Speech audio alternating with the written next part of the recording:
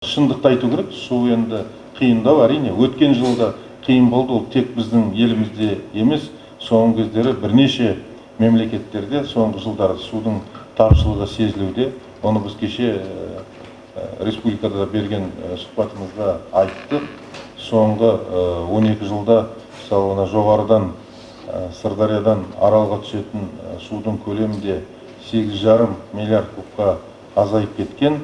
Бірақ осы биылғы жылы қыс айларында жақсы келді. 1 миллиард 600-дай біз жинап алдық. Мысалы өткен жылы мен келген кезде күрішті 64 мың гектарға азайтамыз деп шешім қабылдап қойған ауыл шаруашылық басқармасы отыр, растайды осыны. Біз шынын айтсақ тәуекелге барып, өйткені осы өңірдегі тіршіліктің көзі осы күріш қой, бірден бір енді елімізді 90% күрішпен қамтамасыз етіп отырмыз. Оның үстіне баға жылдан жылға жақсы болып тұр. Ол енді қарапайым халықта әрине оның арзан болған жақсы, бірақ өндірушіге енді бағасының дұрыс болған жақсы ғой.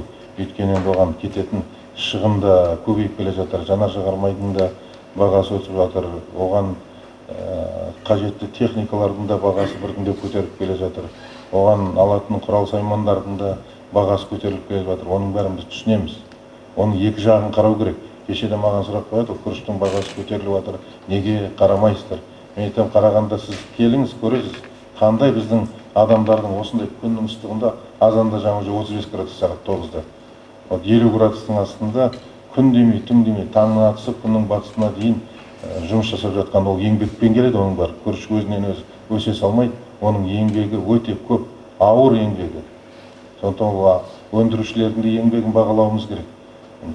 Әрине ол ретсіз шарықтауына бағаның жол бермейміз күріштің, бірақ дегенмен оның екінші жағында қарау керек деп біз айтып жатырмыз. Ол шынында да ол солай. Бірақ тәртіп болу керек, тағы да айтамын. Біз сол судың тапшылығын былтыр біле тұра 78 мың гектар жерге күріш дақылдарын орналастырдық. Шынын айтсақ, Алладан сұрап отырдық, соны дұрыс болуы мүмкін деп. Өйткені еге бер дегеннен кейін ертең су жетпей жатса жауап бересің. Айтып еді әкім, су болады деп еді, мына қанша шығыным кетті, қаншама күрішім сусыз қалды десе, ол шынында да өте ұят болады.